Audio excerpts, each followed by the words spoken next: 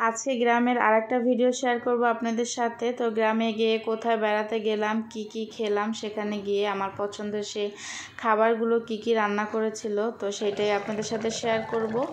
Hello everyone, আসসালামু আলাইকুম। আশা করি অনেক ভালো আছেন সবাই। তো আমি আল্লাহর রহমতে অনেক ভালো আছি।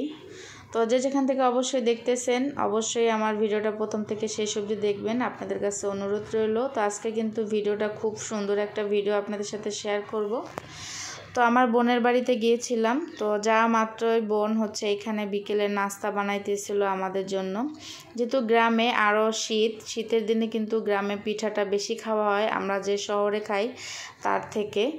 তো এখানে গিয়ে ওদের রুমের ভিতরেই, শহরের মতোই বলতে পারেন, রুমের ভিতরেই চুলা ছিল, গ্যাসের চুলা। তো ওইটাতেই গিয়ে বিকেলে আমাদের জন্য, বিকেলেই যাওয়া হয়েছে। তো সন্ধ্যার পরে আমাদের জন্য এখানে নাস্তা বানাইতেছে। তো আমি যেহেতু ভিডিও আমার শেয়ার করতে হবে আপনাদের সাথে, তো আমি একটু এই জন্য পিঠাগুলো একটু ভাজতেছিলাম।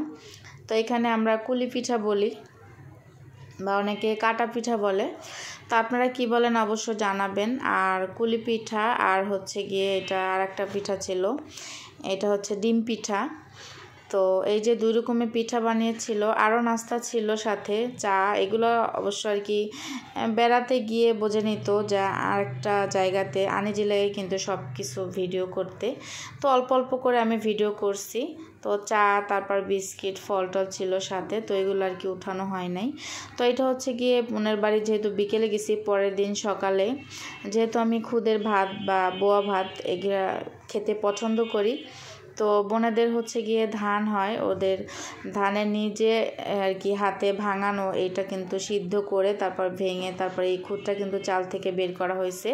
তো ওইটা দিয়ে গিয়ে একবারে পোলাওর মতো আর কি রান্না করেছিল বোয়াটা।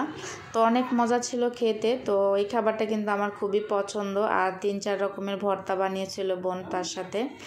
তো এই সব খাবারগুলো কিন্তু গ্রামে গিয়ে আর কি একজনে রেডি করে দেয়, তারপরে খাওয়ায়, খুবই ভালো লাগে আমার কাছে। আর যেহেতু আমার পছন্দের খাবারগুলো, তাহলে তো আরও বেশি ভালো লাগে। তো এটা ছিল দুপুরের রান্না। তো এটাও আপনাদের সাথে একটু শেয়ার করতেছি, যদিও পুরোপুরি রান্নার ভিডিও আমি শেয়ার করতে পারিনি বা খাওয়ার সময় বোঝেনি। তো কারণ আমাদের বাড়িও না, বোনের শ্বশুর বাড়ি, অতটা আর কি আনইজি ফিল লাগতেছিল। তারপরও আর কি একটু একটু করে আর কি ভিডিও করেছিলাম, পুরোপুরি যদিও করতে পারিনি। তো এখানে অনেক বড় একটা মাছ ছিল, ওইটা রান্না করবে। আর এদিকে গিয়ে মা ওই জানে যে আমি, মা ওই বলেন বা আন্টি বলেন, আন্টিও বলি মাওই বলি, বোনের শাশুড়ি। তো উনি জানে যে আমি শাক সবজি খেতে পছন্দ করি। তো আমি যখন গিয়েছি তখন এই আর কি মানুষ দিয়ে শাকগুলো কিনে আনা হয়েছিল। আর কলই শাকটা তো আমার খুবই পছন্দ। তো এইখানে কিন্তু এই যে মাছটা কিন্তু টমেটো দিয়ে সুন্দর করে ভুনা করছিল বোন, রান্নাটা বোনেই করেছিল।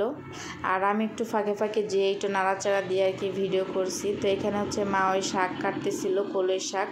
তো আমরা এইভাবে কুচি কুচি করে কুটে তারপর গিয়ে ভাজি করা হয়। তো এই যে মা ওই বললামই তো যে আমার কথা শুনে কলই শাক কিনে নিয়ে আসছিল। তো দুপুরে খাওয়া দাওয়া করে বিকেলে বোন আর গিয়ে বোনের শাশুড়ি, আন্টি সবাই মিলে কিন্তু আমরা বাচ্চাদের নিয়ে ঘুরতে গেছিলাম। তো ওদের জমি আছে ওইখানে, আর পানের বর ওইটাই দেখাতে নিয়ে গেছিলো। তো এখানে কিন্তু অনেক সুন্দর সরষা ক্ষেত। তো আজকের ভিডিওটা বেশি বড় করব না, এ পর্যন্তই। তো আজকে গ্রামের ভিডিওটা আপনাদের কেমন লাগলো অবশ্যই জানাবেন। আর যারা নতুন আছেন অবশ্যই ফেসবুক থেকে দেখলে ফলো করবেন, আর ইউটিউব থেকে দেখলে সাবস্ক্রাইব।